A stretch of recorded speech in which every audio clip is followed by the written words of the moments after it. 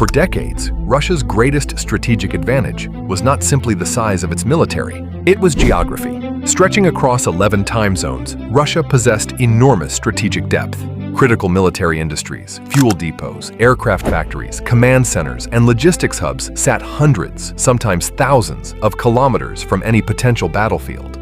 Distance itself acted as a layer of defense, making many of these facilities difficult to threaten with conventional weapons. When the full-scale war in Ukraine began, that geographic advantage shaped military planning on both sides. Russia could rely on industrial facilities far from the front to manufacture missiles, repair equipment, and sustain operations. Ukraine, by contrast, focused primarily on defending its cities while leaning heavily on support from international partners. But warfare is constantly evolving.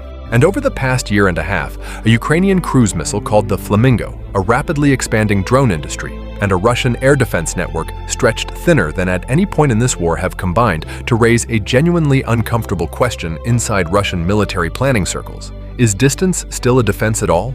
Let's start with the weapon at the center of this shift, because the specifications alone reframe the entire conversation about geography. The FP-5 Flamingo, developed by the Ukrainian defense startup Firepoint and first unveiled in August 2025, is a ground-launched cruise missile carrying a 150-kilogram warhead out to a claimed range of roughly 3,000 kilometers. It cruises at 850 to 900 kilometers an hour, flies as low as wave-top altitude to slip under radar coverage, and is guided by satellite navigation with an inertial backup resistant to jamming. Its airframe uses radar-transparent fiberglass winding, construction technique more commonly associated with ballistic missiles than cruise missiles. 3,000 kilometers is the number that matters most here. That range doesn't just reach Moscow. It places, as Ukrainian officials have said directly, virtually every significant military and industrial facility inside Russia within striking distance, regardless of where in that vast country it happens to sit. The Flamingo's combat debut came in 2026, and its most consequential strike so far took place in June, when 3 of 5 missiles launched found their mark on Russia's Barakati military plant in Volgograd. A prominent pro-war Russian military blogger, writing to an audience of over 1 million followers, put the danger in stark terms. If Flamingo production scales into a true industrial-level output, he warned, Russian air defense, already strained by drone swarms, would simply be overwhelmed.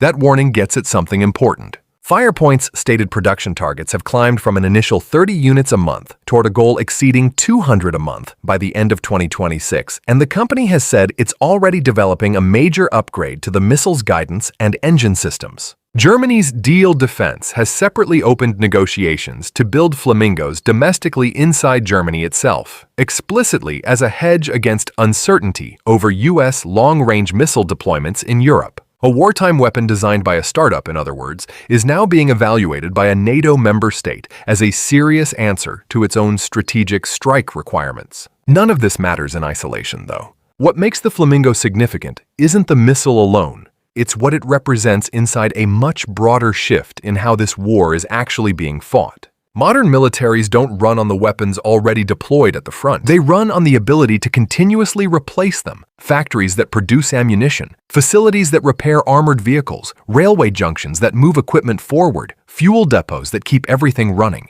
Analysts increasingly describe this as targeting the supply chain rather than the front line itself, weakening the network that allows an army to keep fighting rather than only the forces doing the fighting today. Ukraine has pursued exactly that logic with real discipline. Long-range strike drones from Firepoint's FP-1 family, with a demonstrated range up to 1,600 kilometers and a per-unit cost of around $55,000, have become the backbone of a sustained campaign against Russian refineries, ammunition depots, and defense manufacturing sites. Independent estimates from Reuters put the cumulative effect on Russian refining capacity at roughly 17%, close to 1.1 million barrels of crude per day taken offline as of spring 2026, though the exact figures remain disputed. The Moscow oil refinery alone was struck twice in a single week during that campaign. The economics behind this are what make it sustainable for Ukraine over the long run. A long-range strike drone in the FP-1 family costs somewhere around $55,000 to build.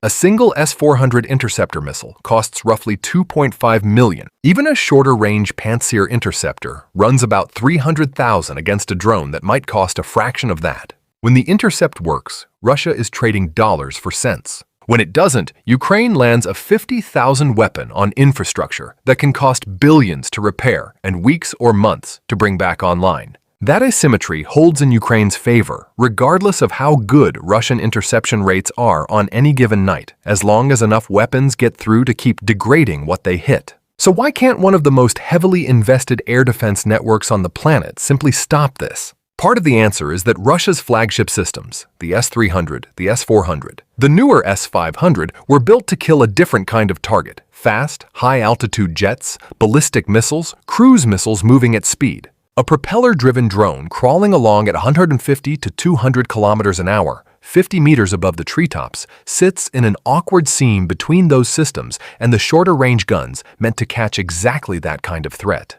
Defense analysts speaking to CNN in June 2026 were blunt about it. Russia's arsenal was optimized for a war it isn't currently fighting. The Pantsir S-1, Russia's short-range answer to this problem, has a structural weakness too. There were simply never enough of them built to blanket a country of Russia's size, and the campaign against those very systems has been relentless. Tracking from the first 3 months of 2026 alone counted more than 40 confirmed Ukrainian strikes on Russian air defense assets. Radars destroyed most often, followed by Buk, Pantsir, and Tor systems. In late March, a Ukrainian strike disabled an S-400 Triumph mobile launcher in the Tula region, capable on paper of engaging nearly 100 targets simultaneously. Days earlier, a Buk M3 system in Bryansk region suffered the same fate. Ukraine's own security service estimated that by 2025, it had destroyed roughly half of Russia's entire Pantsir fleet, valuing the total loss at around $4 billion.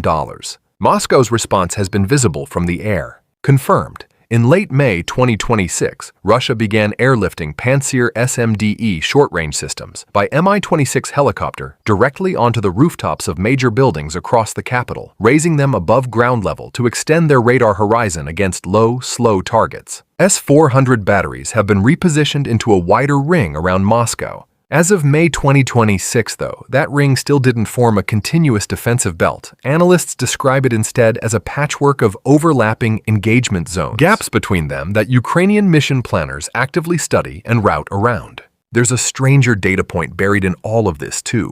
Russia has recently resumed firing S-400 and S-300 family missiles at ground targets inside Ukraine, an unusual use for a system designed purely for strategic air defense. One defense analyst described this pattern plainly as a sign of desperation, evidence that Russia is dedicating current industrial output, more than 480 replacement munitions scheduled for delivery in 2026, compared with roughly 200 the year before, to systems already struggling with their intended mission. Here's where I want to slow this story down, because it's easy to overstate what any single strike actually accomplishes, and understanding that distinction is central to reading this war honestly. A damaged factory doesn't automatically mean production has stopped for good. A facility may need repairs measured in days or in months. But it may also keep functioning through backup systems, stockpiled components, or rapid reconstruction. Ukraine's president has publicly acknowledged this dynamic himself, saying in mid-February that Russian strikes on a Firepoint production facility had set back Flamingo manufacturing, but that output would continue expanding regardless. Both governments in this war manage the information they release carefully. Successful strikes generate dramatic footage and headlines. Intercepted weapons or failed attacks generate very little public attention at all. Russia's Ministry of Defense has claimed a running tally of intercepted Ukrainian long-range weapons that reached nearly 9,000 by mid-2026. Ukraine, for its part, publicizes confirmed hits on named facilities with satellite imagery and video evidence. Independent analysts sit in between those two streams of claims, cross-referencing what can actually be verified against what's simply being asserted. But it may also keep functioning through backup systems, stockpiled components, or rapid reconstruction. Ukraine's president has publicly acknowledged this dynamic himself, saying in mid-February that Russian strikes on a Firepoint production facility had set back Flamingo manufacturing, but that output would continue expanding regardless. Both governments in this war manage the information they release carefully. Successful strikes generate dramatic footage and headlines. Intercepted weapons or failed attacks generate very little public attention at all. Russia's Ministry of Defense has claimed a running tally of intercepted Ukrainian long-range weapons that reached nearly 9,000 by mid-2026. Ukraine, for its part, publicizes confirmed hits on named facilities with satellite imagery and video evidence. Independent analysts sit in between those two streams of claims, cross-referencing what can actually be verified against what's simply being asserted. Inside an active war, a missile with intercontinental scale reach relative to its target set, a drone industry cheap enough to make interception a losing financial trade, and a targeting campaign patient enough to work through Russia's air defense network system by system. What happens next may matter well beyond this specific war. Precision, long-range strike capability was, for most of the last 50 years, the province of a handful of wealthy nations with enormous defense industrial bases. Ukraine's experience suggests that cheaper components, faster manufacturing, and battlefield-driven iteration may be lowering that barrier considerably, a lesson NATO planners in Berlin and Ankara are already studying closely enough to explore producing the weapon themselves. Which leaves the question this documentary opened with, reframed by everything since. In the future of warfare, will the advantage belong to the country with the most powerful weapons, or the country that can develop, produce, and adapt them the fastest? Russia is currently answering that question from the defensive end. And so far, the answer isn't the one its own planners were counting on. If you found this breakdown useful, subscribe for more deep dives into the technology and strategy reshaping this war.